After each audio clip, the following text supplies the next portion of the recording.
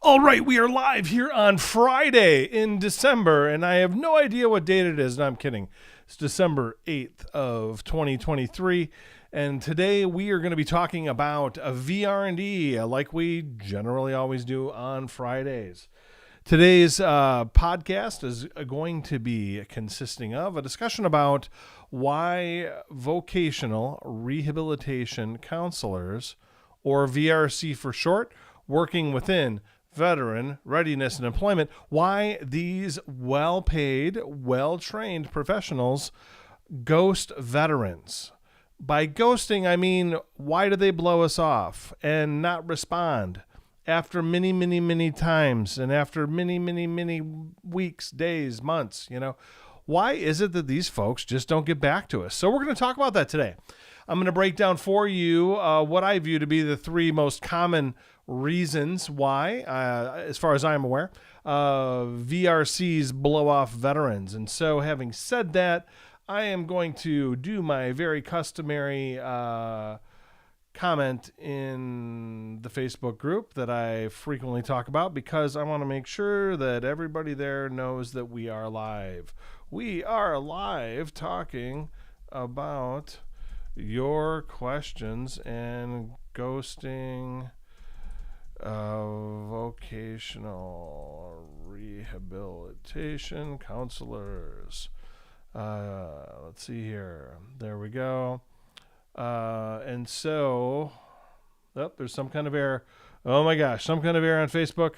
Not wanting to work. Hang on a second. Let's see what's happening. All right, so something happened. It was not what I intended, but, that happens sometimes. Here it is. Okay, good. So we got it. Then we go at everyone. We are live. Come tune in now with any VR&E questions. Okay, so Facebook live questions. This is when I get on this on Fridays, and we take questions from people that have questions. So if you do have questions and you are a veteran, I suggest that you ask the question in the group, and assuming that I see it, I will do my best to answer it. So if you happen to be watching this, folks, and you're like, I really want to know what an attorney would think about this kind of situation. Well, you're in luck. I happen to be an attorney, and I am VA accredited, and I know a lot about veteran readiness and employment, help veterans with their appeals for becoming doctors and lawyers and other kinds of professionals all the time. And so I recommend that if you have a question and you're seeing this and you're like, I have a question about VR&E, I'd really encourage you to post it. And then I will do my best to answer these questions. Hang on a second. Oh, yeah. Okay, so Nate writes in here. Okay, so first of all, if you're seeing this and you want me to see your comment in real time, you either have to be a member of our group, which is on Facebook, and it's linked below. So if you look below in the kind of the comment section where I add, what this is about, you can go join the group that way. Make sure you answer all the questions, and we'll let you in. Or on Facebook Live, so what is it? In the group, on my page, or in YouTube. Those are the three places where I will see your question in real time. Otherwise, I probably won't see it. So I just want you to know that, hey, Alan, good to see you. I love your last name, Rivard. I have a very good friend with that last name. I wonder if you guys are related. That would be really cool. So anyway, that's how to get a hold of me while we're doing this. If you are watching this and you're like, man, I'm having this problem, I keep getting denied or whatever the thing is, I do have my contact information below. So if you have a question, feel free to reach out.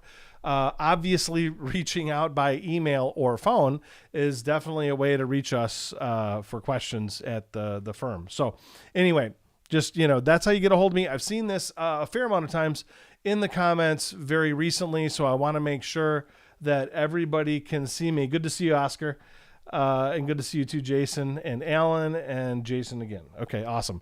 And Nate, I see your comment. So yeah, as you guys are watching this, if you have comments, let me know by putting it in there. Ask the question. I'll do my best to answer once I get through the initial content. The initial content we're going to be talking about today are topics regarding vocational rehabilitation counselors, VRCs. They're probably now referring to themselves as veteran readiness counselors. I mean, nobody knows really what all this means anymore because they keep changing the names over and over again. So no one knows what it means, but whatever. So we know who they are. VRCs is the short acronym. And so what we're going to be talking about here is so is ghosting. Ghosting happens. It happens a lot. People watching this who are not veterans or not familiar with veteran readiness and employment are probably wondering what I'm talking about, even what ghosting means. So let's start there. Ghosting is generally the practice of not responding to a veteran. It's kind of like ghosting a girl or guy or whoever you're, maybe not interested in dating, and you don't respond to their text message or a phone call very rudely, of course, I might add. So kind of like that, except when it comes to veteran readiness and employment, these are individuals getting paid usually between $80,000 and up to $120,000 a year. They have master's degrees, usually licensed or certified in something, and are responsible for your vocational success within the program after you apply. And also, a whole host of other things. So then the point here is ghosting. What is it? Ghosting is a practice of not responding. There are multiple reasons why these counselors ghost veterans. They'll see the, email and not respond to it. So we're going to talk about why that is. And then I'm going to give you, let's say, 2 different ways that you can address this. If you're on your own, if you don't have an attorney representing you, if you're not working with a VSO, whatever you're doing, if you're doing it alone, these are going to be some strategies that you can employ to try to figure this out, because it's not a mystery except why they do it and how to reach them when they're ghosting you, right? So there's that. But it's not a mystery. I'm going to talk about this. I've talked about it a fair amount in this group in the past, but it just comes up so often. It's like one of the most common things. And so I feel like as new people apply to the program and they're running into this mystery of ghosting for the first time, very frustrating. And then you don't necessarily know what to do. And so we're going to talk about that. And I probably just need to keep bringing this up over and over again because new people apply to the program all the time. I think there's about 100,000 new applicants to veteran readiness and employment on a regular basis. And so just, kind of pointing that out. So I want to make sure that you guys are aware of what the options are and that it's happening. Because again, some people that are not counselors are watching this and not veterans and maybe working at the VA, but kind of like, well, what is this all about? So we're going to, start with the fact that it happens. Ghosting is when a highly paid professional within veteran readiness and employment ignores a veteran's requests for help. Usually those requests for help are quite urgent, and the VRC will ignore it. So we're going to talk about why it happens. So if I were to put on my hand what I think that they are, maybe not necessarily in order, but first is going to be the counselor is lazy and they don't feel like it. There's no accountability in their mind, and so they just don't respond because they don't feel like it. So that's one reason. 2, the counselor is super busy and the correspondence got lost in the system. VA does not have enough vocational rehabilitation counselors in the program. This is a public fact, and they have struggled to keep up with hiring for a multitude of years. Plus, there are a lot of new people coming into the system from new generations of workers, let's put it that way. And so the new people coming into veteran readiness and employment are not as seasoned. And a lot of the resources that used to exist to train these individuals before they come into the VA are not around. And so, there's a lot of shortage. There's a lot of shortage in everything. VR&E definitely. So that's a big problem. So anyway, my second point was the person is overworked. They have too many cases and they're doing the best that they can. They just missed the email, right? Maybe they missed it a few times. So in other words, I guess if I were to peel this layer back, this is not like a nefarious thing. It's not like being lazy and looking at the email and like, I'm not going to bother with it. Now that's bad. We don't like that. Nobody likes that, especially if they're a government employee. They're supposed to be a servant and are just not doing their job. That's not okay. But the second is it just got lost in the mail. That's probably the most important one that we're going to deal with. But then in addition to that, we're going to deal with, the third one, which is they look at it, they don't know the answer. And, well, I guess it kind of goes back to number one, right? They're either lazy, incompetent, or, bad actors. We're like, I'm just not going to respond to you because I don't feel like it. Okay. So those are probably the three main ones. We could probably just lump that into one, but we'll deal with those are the three main ones. And then, but also the Voc Rehab counselor that's just plainly overworked and they missed, the email and they're trying to do their best. Their data system isn't cataloging things the way that it's supposed to, because they're moving to this EVA model that's not perfect. Very expensive for taxpayers, but not perfect. And they just miss it. So backing up. So we're going to start talking about one. Oh, there we go. Bing. There we go. One. Okay. One. We're going to be talking about, the counselor that's not a jerk that just missed it. That's going to be number one. We're going to talk about that for a bit. Number two, we're going to deal with the lazy counselor that saw it and just whatever, don't care, ambivalent, right?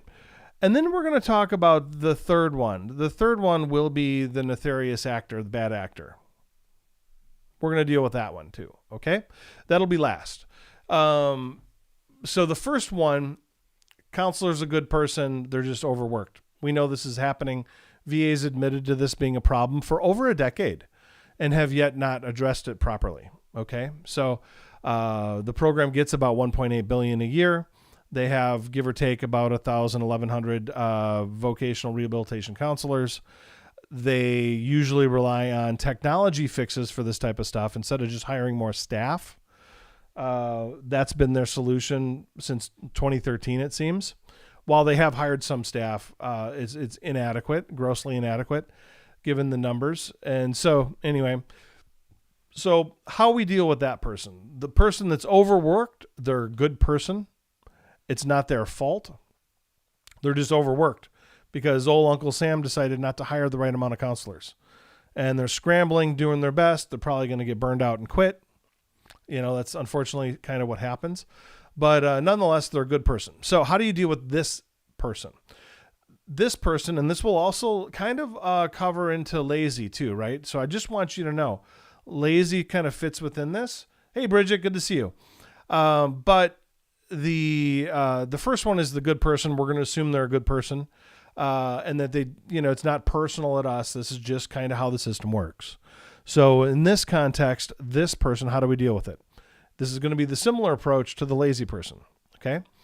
So this person is the person where you may need to reply back to them a few times without getting testy or upset, because again, it's not their fault.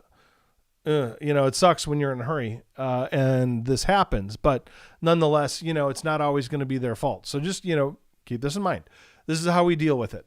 We send the message back 2 days later, right? So we don't hear at least 48 hours. The rule of thumb for all counselors is that they should be getting back to somebody within about 72 hours at the far end, but 48. This doesn't happen, but this is kind of where like things are going afoul, okay?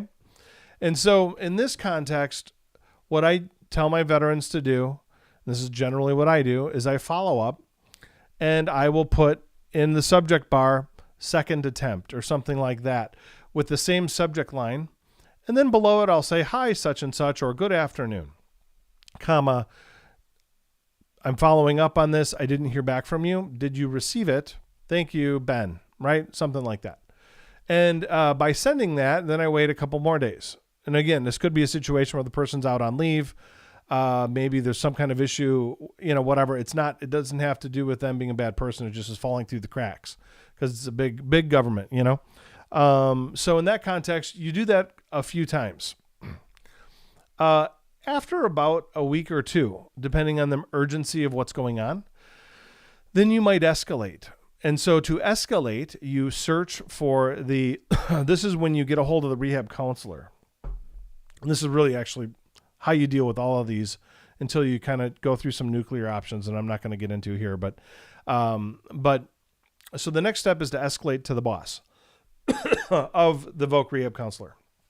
So while you cannot find, because they do not disclose who the supervisors are, you can find the division chief, which is called Veteran Readiness and Employment Officer. Excuse me. And so on every regional office leadership page, so take Oakland. If you type in Oakland regional office, the Oakland regional office page will come up in Google. Then you click on the leader menu tab on the left-hand side. It'll bring you to leadership of that office. Scroll down, you'll look for the Veteran Readiness and Employment Officer. And then you'll look at the name. This usually works, but not always, because, sometimes there are duplicate names. Usually this works. First name, period, last name, @va.gov. That's the email. So then you go into the same series of emails you've been sending, and you add the VRE officer to it, and then you address it right to the VRE officer, and you say, dear such and such, I've attempted to reach your counselor named, and then their name, for the past 2 or 3 weeks. I have not received one response yet. I have an emergency. Can you please have somebody get back to me within the next 24 hours? There are pretty good odds that you'll get a response within about 24 hours. Sometimes right from the counselor you've been emailing, because it goes right to their, excuse me, right to the top. And so anyway, that's how you deal with it.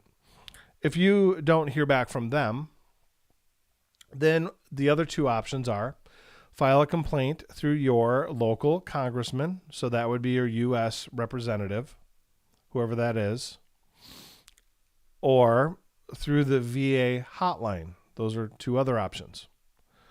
And one option, if you go through the congressman's office, will go right to the top of the public liaison for that regional office. On the other hand, if you send it to the VA hotline, there it goes to the Office of Field Operations.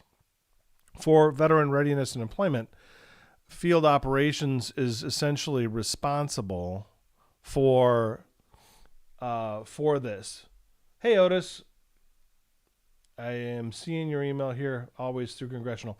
So to the always through Congressional, that doesn't always work. It does work for some veterans, but I don't want other veterans to get false hope and believe that somehow every congressman or woman will help. Frequently, they don't. Here's what usually happens. Has been my experience. Whether it's a senator or a representative, they will usually get feedback right from the regional office. The regional office will tell them exactly what they already told the veteran. Usually, this has to do with a denial, and usually they will then, the elected official will parrot that information back to the veteran. Like, that's it. End of story. There's not much that happens. Now, if they're ghosting you, that may be another story. And so just if they're ghosting, yes, that could be beneficial. However, the other option is the VA hotline. That goes to the Office of Field Operations. And there, I think that they have a performance tracker this will be part of the performance of the regional office is customer service. So at least maybe that may surprise some of you, but yeah, they do have some degree of customer service metrics. So I just want you to be aware that that's there. So these are kind of the three fixes at the lower, normal level. There are others. I'm not going to get into the others here because that would take forever, but let's see here. But hey, Bridget, I'll get to your questions in a little bit. By the way, again, anybody watching this, if you have questions about VRE, happy to answer those at the end of my explanations here, and we'll go through that. If you're watching this and you're running into something else that's kind of like you don't really want to talk about it here, or it has to do with like a denial, Just be aware that we, at my law firm, we do, and the information for that is in the bottom of the video underneath. We do free case evals for veterans, or if they have a denial, we'll read it through and give you feedback as best we can anyway. Sometimes, you get certain things that are just, there's no real feedback you can provide. But but in this kind of context, if you get a normal denial about veteran readiness and employment benefits, we're happy to look at that, and we do that without charge. So if you're wanting free help, and I know everyone talks about the free help, happy to, take a look. Now, I'm not a VSO. I don't do it for free. This is how I earn a living, right, is representing veterans in appeals and winning. That's what I do, especially when it comes to veteran readiness and employment and other things. So if you're seeing this and you want good feedback, reach out. If you want to go it alone, good luck. There are a lot of resources online for that. And, I know a fair amount of veterans that enjoy that type of thing. I myself had to, fight for my own benefits before I became an attorney, which is how I got here. So just so you're aware, for some of us, there are no solutions except becoming an attorney and then kicking tail, yourself. So that's what I did. But, not everyone's able to go to law school. So it's just kind of how that worked out. Anyway, so going back to what we're talking about here is ghosting. The first is the ghosting that's accidental. Good counselor, overworked, missed your emails somehow. Now, by the time you get to 3 or 4 or 5 emails, and if you wait 2 days and you've done it about that amount of times, then we're talking about negligence, I think, or intentional. So in other words, getting into like laziness, not doing their job right, or getting into like nefarious, which is I hate veterans and I'm not going to respond, right? That's kind of where we move into. And in any of these situations where you've done a reasonable follow-up, especially if you get up to like 5 emails where you're like 5th attempt to reach you, you have still not responded, that's unacceptable. These are public servants. I know a lot of them seem to behave as if we veterans exist for their pleasure and not the other way around. Well, they're wrong. And so, but there are a fair amount of federal employees at the VA and other agencies that believe that, we are there to serve them and not the other way around. That's misguided, grossly, but nonetheless, that's what they think. So we have to play the game. And by playing the game, you behave in a reasonable way, and you respond in a reasonable fashion, like a business person might, or to the best of your ability anyway. And then you finally get somebody who will respond. Now, a couple things about these emails when you're emailing, corresponding with VRE, trying to get things sorted out. Focus very narrowly on exactly what you're trying to do and keep your communications very short. 3 sentences, maybe 4. Not a book. Do not send a book. That's just a problem. Don't send emails that are huge, like megabytes of data, because it may not go through. It may be filtered out, and they may not be getting it at all. So it's just something that I'll be aware of, Now that we're like part of the way into this, I'm kind of like, oh, this should be like a 2-hour like seminar, because there's a lot that goes into the ins and outs of how to communicate with your Voc Rehab counselor and what may be going on, because if you better understand what's going on, it will inform kind of your tone and your approach. At least it does for me. If I think somebody's doing something intentionally, my approach is certainly a lot different than it is if I realize that it's an accident, So anyway, the next 2 were like lazy and then nefarious, right? Somebody that's doing it on purpose because they hate vets. And there are employees at the VA that hate vets. And they're there and they make veterans' lives a living hell, including in Voc Rehab. So this group falls under, again, the initial explanation, which is you send out 2 or 3 or 4 emails in a professional way. And at the end of the subject line, you just simply add, 2nd attempt, 3rd attempt, 4th attempt. Now you get to 5th attempt and it's like, okay, we got you. You're either negligent because you're not responsive, or you're intentionally ignoring this person because you just don't like them, or you don't feel like it, whatever the thing is. It's not good. It's not good behavior. It's not ethical behavior. If an attorney did that with their client, they would get in trouble, right? But when it comes to VR&E or any real federal employee, it seems like they can kind of do this type of behavior with impunity. and that just, or with immunity, but it's unfortunate. So anyway, those are kind of the three overview issues. Okay, so I just want you to be aware. It should be saved, Bridget. To be aware that these are generally the three. There are many other nuances that, like, I could create if I were to do it graphically. There are a host of things that happen along the way that cause these issues. It's not just three. I mean, there's a bunch, but for the purpose of a live stream, these are the three. Now we've covered who they are. So we have the accidental, the lazy, and then the nefarious, right? The intentional person. Sometimes any of those first two can become an intentional person down the road if they get irritated or whatever, and that happens too. And that's not appropriate either, unless it's rectified right away, of course. Because, people are human. We have human responses to what other people do. If it's a prolonged response, though, and it doesn't go back to neutral, where somebody's being treated fairly, that's a problem. We want to address that. So anyway, those are the three kind of bigger topics on communications and why counselors ghost us. There's other things at play too, and obviously technology is one of them. So if a veteran's email is for whatever reason filtered out by VAOIT or it doesn't go through, which can happen, well, then that's a whole other problem. But we're not going to get into that today. I do also have information on, kind of next step stuff and how to deal with a chronic problem. But that's, that's more involved. So I'm not going to get into that here. It's just significantly more detail. But anyway, so when it comes to veteran readiness and employment, this is how you should approach the counselor that's ghosting you. There's a lot of different reasons why. I've provided the three main ones and also how to handle it, which is first to tactfully use short emails to get them to respond. And then second is to then escalate to the VR&E officer. And then third, if that doesn't resolve it, then you go VA hotline or to congressional to get them to respond.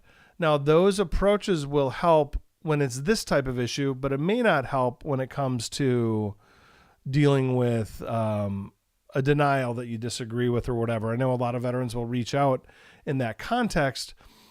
When it comes to a denial and that type of thing, that's really just best left to kind of go through the appellate process.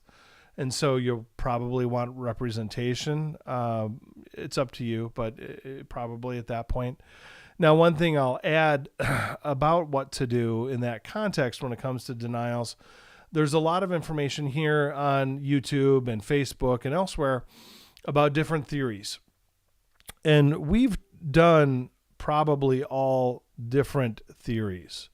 So there are theories where some people say to just reapply and hopefully you'll get a better counselor. Then there are others that say, well, appeal and fight it, go do it yourself. Then there are others that'll try to go the VSO route. And then there are still others that'll go, the attorney route. The thing to consider if you are wanting to just kind of keep reapplying to save money or whatever, there is a word of caution that doesn't get talked about, that often. And so the word of caution is very often you kind of have one bite at the apple to get it done right. And that's usually the first time.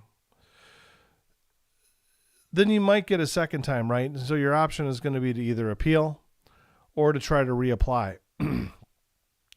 If you are never going to hire an attorney and you only want to fight it yourself, then, kind of word to the wise, just be cautious about what you're doing.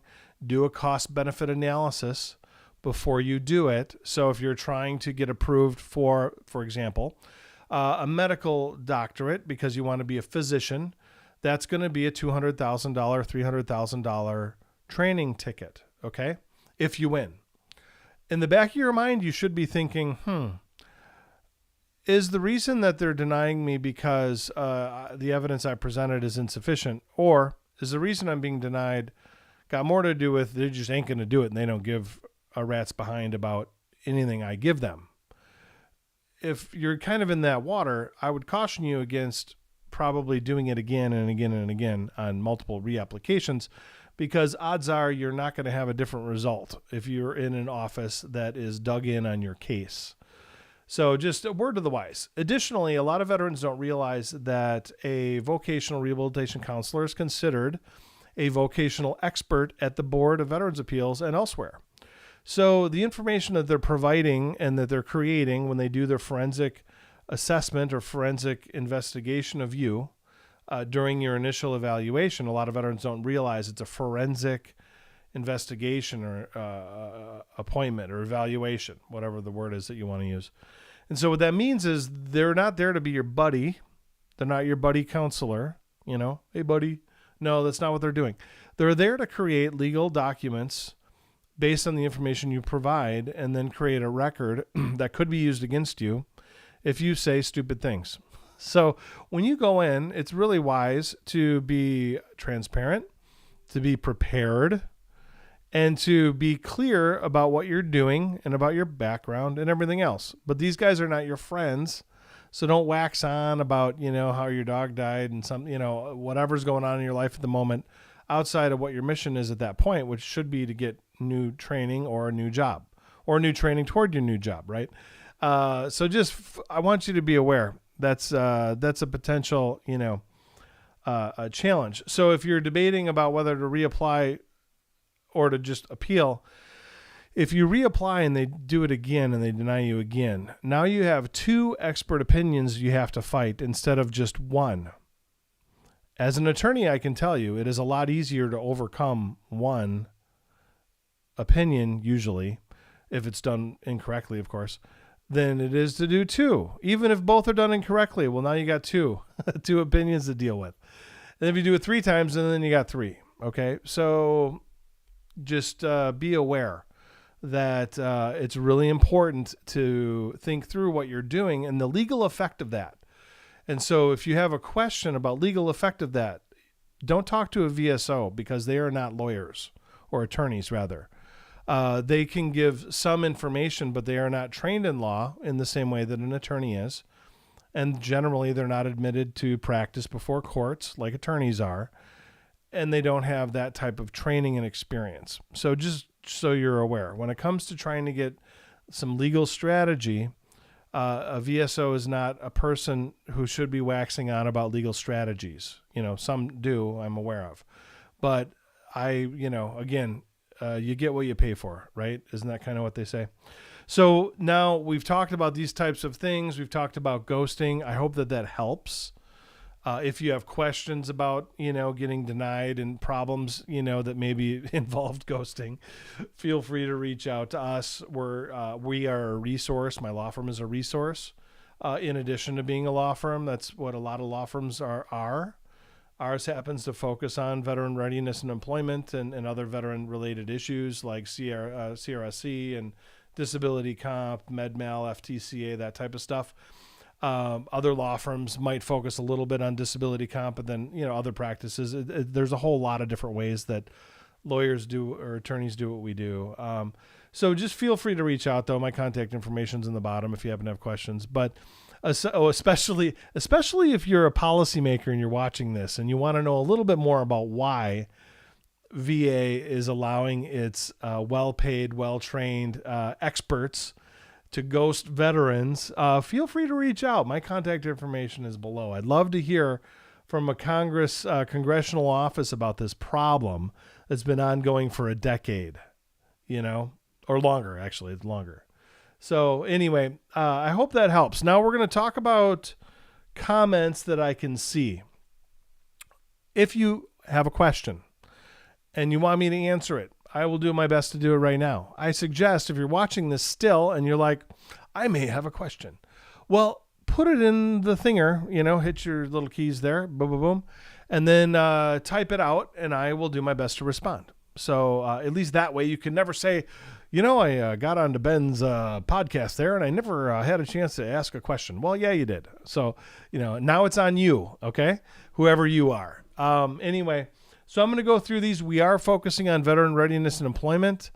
There's a couple questions here that I won't be getting into just because they're not relevant to this, I may touch on it, but I'm really focusing on VRE and not other things. Okay. So having said that, I'm going to go through these as quickly as possible. So we're going to go with Nate first. So thank you for your time. What about when they ghost veterans to the extreme? Oh yeah. Phone lines disconnected, offices closed, and no one knows how to find them. What do we do? Okay, this is an interesting situation. So I've been hearing more about this, and also about counselors that won't provide the contact information for management.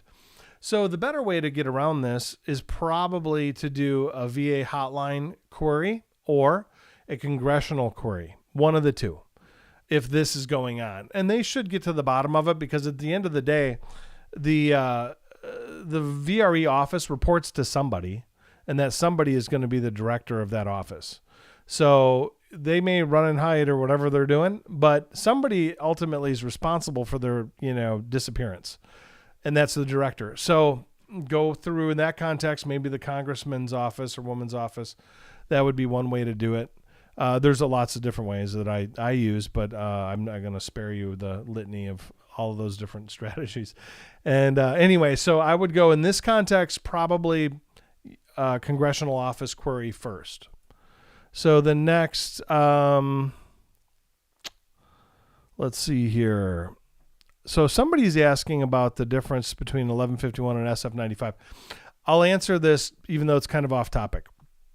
And 1151 is essentially medical malpractice, but in benefits claims. And so there's no time limit to file like there is with an FTCA tort on an SF95, so standard form 95 tort claim. That'd be like medical malpractice. And so that form and a tort is different. They can address the same behavior, but a tort claim needs to be filed generally within 2 years, and there's a bunch of other things that you need to worry about, like statute of limitations in the state that you're in, where the incident occurred, stuff like that. So just food for thought. A lot of different things going on. 1151, on the other hand, is interesting because the standard of proof is slightly different than it would be, like preponderant, more likely than not is kind of the general standard with tort. So it has to be likely that, and then you get into all these different arguments. So you have to prove certain things in a way that's different a little bit than with an 1151. Additionally, an 1151 can be brought if there's a reasonable foreseeableness exclusion that's kind of interesting under 1151 that is a little bit different than with a normal tort. And so for certain treatments where the treatment, the outcome was something that couldn't have been reasonably disclaimed and was kind of outside of the wheelhouse of being anticipated, that could be an 1151 as an example. So we're seeing examples of this potentially with the vaccination situation we're seeing, where a lot of veterans are having problems with their heart and other challenges after, the recent situation. And if the side effect was something that was not reasonably foreseeable at the time that you took the medication, or the whatever they call it, the gene therapy vaccine, whatever it is, or whatever it's called anyway, today, because it seems to change. That could be something you get in 1151 on too, potentially, if the side effect is something that was not reasonably foreseeable, therefore not consented to and disclaimed. It could be an opportunity to get benefits that way. So, all right. So I hope that helps with the 1151 difference. And then let's see here. Now I'm looking and I cannot see the names. So I just want you to be aware. One person here. Hello, Ben. I was denied because they said it was beyond the 12 years, but at the time I was actually 10% with no SCH. Now I'm 100 and still they deny. Okay. So whoever this is, again, like I said, if you have a recent denial and you want, a law firm to look at it, you can reach out. Our contact information's below. Happy to look at it. But generally what they're doing is they're saying that, given kind of like this fact set, I would kind of wonder if they are erroneously relying on the 12-year statute of limitations to keep you out of the program. So it looks to me like it's probably an error. But, without, again, this is just educational purposes only here on this video. It is not for considered to be legal advice. And so this is just, brain experiments only, folks. So without, seeing the record, I can't really tell you exactly what I believe with specificity, what's underlying, that decision. Frequently what I see is the agency is incorrect in their reliance on the 12-year cutoff for veterans with an SEH, and they screw up on how they do the SEH, and then they don't get the veteran into the program. So I see that a lot. Let's see here. How can you reapply after you've been kicked out? I'm assuming you mean kicked out of the program. So that could be, you could either submit a new 1900, right? So that's the application. You could also, in theory, do a supplemental claim to get back in, and that would be presenting new and relevant evidence to get back into the program. So if you've been kicked out, odds are they're looking for some kind of evidence that you have a likelihood of completing the program appropriately. So you're going to want evidence showing that whatever problem was happening before that caused you to be kicked out, that it's addressed now. And then let's see here. Let's see, we have another person. The attitude of the few that hate veterans is what gives the special interest groups the excuse to fund politicians to get rid of VA benefits. I encountered this in VA Women's Clinic, where I was borderline assaulted in an appointment and being set up for an unnecessary surgery. Plus, I did have one unnecessary surgery. I was gaslighted by a social worker when I reported, and then asked to stop reporting by the women's clinic director, who said it could be more traumatic for me. Oh, that's nice. This all happened when I was in Voc Rehab, and I lost my mental health services because of it. I'll never understand why these types put themselves in veteran spaces.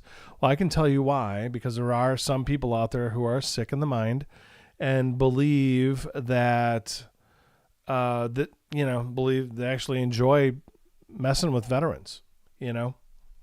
That's why they think it's fun. Let's see here. Now somebody says Jason is need help. No one told me about any of this. Hey Sky, I'm not sure who Jason. I'm not sure what you mean. Because the names aren't coming through, so I apologize. Another person writes, most VSOs don't know what they're doing. I'm assuming that's what they meant. Sky writes in, VA damaged my spinal cord. I'm sorry to hear that, Sky. That's horrible. And I hope that you did something about it, right?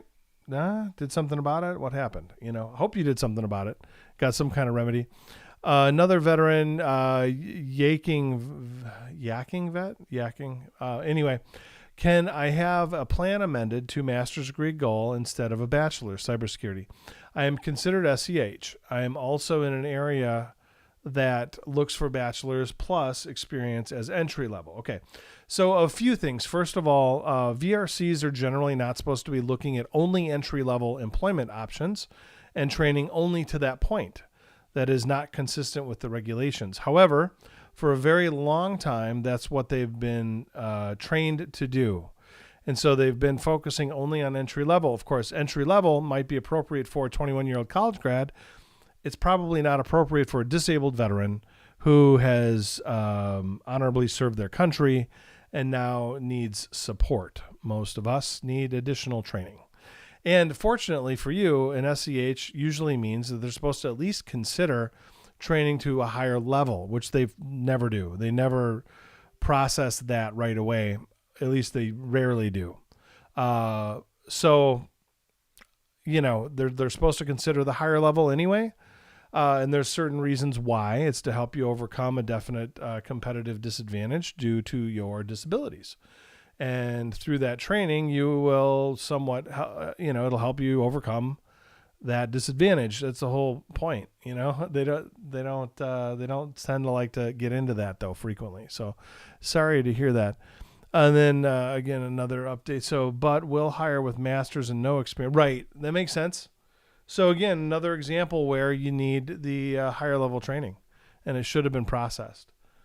And then Otis, I think Otis was the one that talked about VSOs not knowing what they're doing. She said I was a liar, and she wants to put me through a work evaluation for 90 days to prove my disabilities have caused issues with me maintaining employment in the cyber industry. My primary doctor sent a letter recommending I switch my industry. My therapist agrees. Okay, now we got 2 letters. I was just terminated from my most recent employer for performance. Well, there you go. I asked for a new VSO, and she said that wasn't possible. I'm assuming you mean not VSO, but rehabilitation counselor. But anyway, I asked for a new rehab counselor. She said it wasn't possible. I wanted to switch my industry from cyber to film here in Atlanta. Okay. A few things. So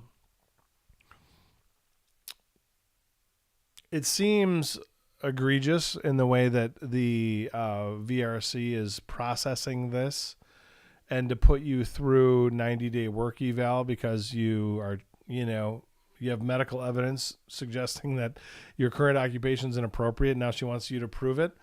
And they're probably going to put you into like working at Easter Seals or, Goodwill, right? Working there with, other people with disabilities. And anyway,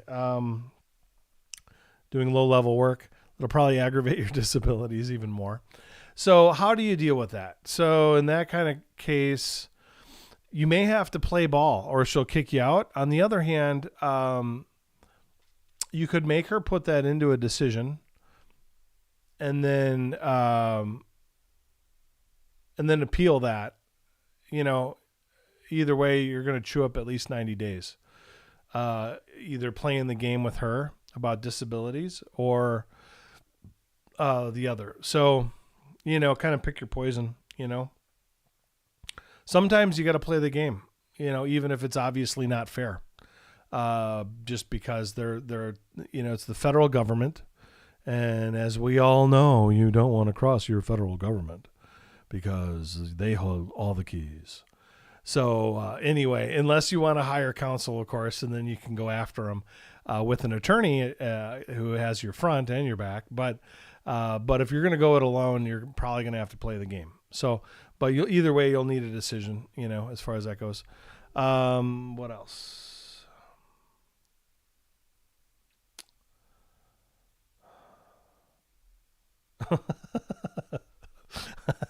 Sorry. I just saw something that was funny, but I think I understand that it's a joke, but I don't know. Oh yeah, nice. Did you get that suit jacket at no, I did not get it at the dollar store. But man, I'll tell you what, I do appreciate the comment. I think it looks lovely. Thank you. So let's see. I didn't know that the Dollar General sells sport coats, but now that I know that, wow, I am going to make a point to go there. So anyway, appreciate the joke. So let's see here. I bought beard dye at the dollar store too. I don't know. Anyway, okay. So somebody's going on about the dollar store. Hey guys, so this is kind of a serious podcast. I appreciate a little humor, but there are veterans out there that are actually trying to get benefits. So let's just kind of leave the comments to those folks so that I can try to focus and not get distracted with nonsense. Let's see. My CS job is in jeopardy due to AI, so they approved me to get. That makes sense. Here you go. So, let's see here. So some of these, I just am not seeing all of them. So, well, I hope that helps. I think that, we're kind of wrapping up here. And, if anyone sees this, they have questions, they have, something going on they didn't want to ask here in the live stream for good reason, of course, because it's out in the open and you have a more private issue you want addressed, feel free to reach out. My contact information is in the bottom. And then I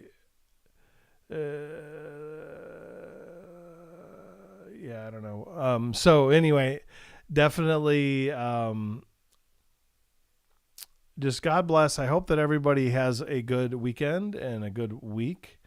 Prayer helps when you are dealing with the VA, and it's something I've been more actively doing, just generally as a person, and then also through a bit of my own legal work and relying on God more. And I have found that to be an effective approach to dealing with tyrants. So until next time, God bless y'all, and look forward to next week. And hopefully I'll probably do maybe more videos, not live streams, but more videos here soon now that I have a more appropriate camera for that type of stuff. So anyway, take care and have a great weekend.